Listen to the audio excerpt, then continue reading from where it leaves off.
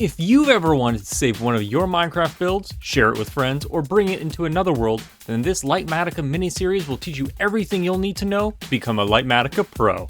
In this video, we'll be exploring the area selection and schematic creation parts of the mod, and in the other videos will be the schematic retrieval and pasting schematics into any world of your choosing, as well as some of the less talked about features in the mod itself. Before we turn our building to a schematic, we first need to select it, and there are two ways of doing this. The first is using the Litematica tool, which by default is a stick. This can be remapped to whatever item you would like through the config section.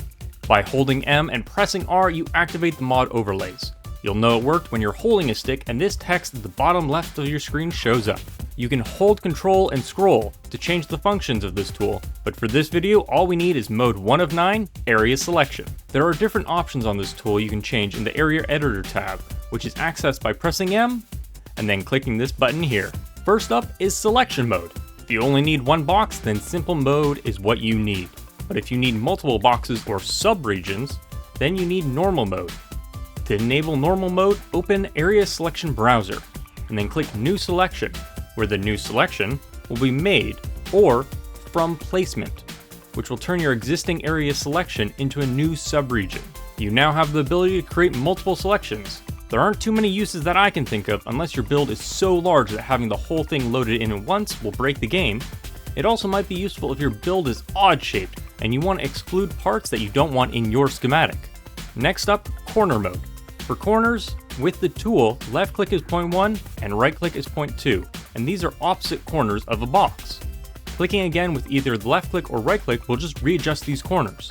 But with expand, right click places the first point, and then left clicking will add more area to the selection in any direction you click, which is great when you miss part of the build on one edge. Now for manual origin. This will be helpful when you're later placing in your schematic into your world. It'll help orientate your entire build based on the tool you're using. As you can see here, it's highlighted in orange and you can move it around on your build. For this one, I want it where this red concrete is. Now when I save the schematic, now when I load that schematic back in, wherever I click, it's going to orientate itself with that manual origin instead of point 1 where it usually would. Now for some tips whilst placing these corners. First is you can sneak whilst clicking to put the corner next to a block instead of inside the block itself. This is good if you don't want to include the ground in your schematic. You can also middle click to select a corner or sub-region box to work with in normal mode.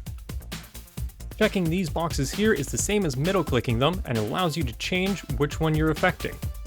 You can Alt and scroll to nudge around the current selected corner or box.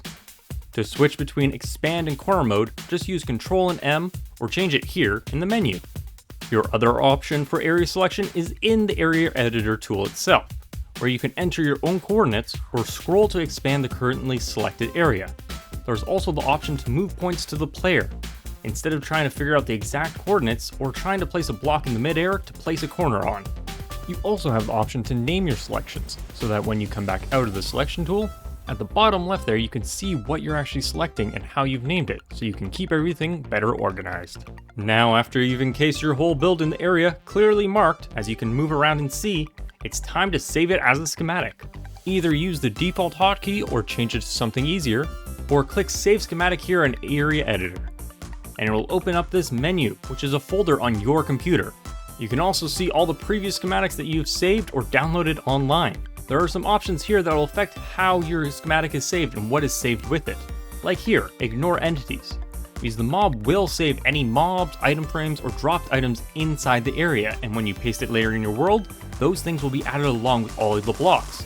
So if you don't want those, get rid of this box here.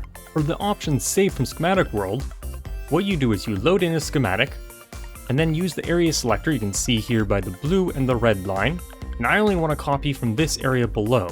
So now if I save this schematic as bottom floor, whilst also checking this box that says save from schematic world, I can now load this new schematic in without having to paste the full schematic into the world, which means you can grab parts of a bigger build and turn them into their own schematics. Now for these next two of visible blocks only and support blocks, I haven't found out how they worked yet. I've been testing, can't find anything online, so if you know, please leave it down in the comments so that I can learn something from this video as well.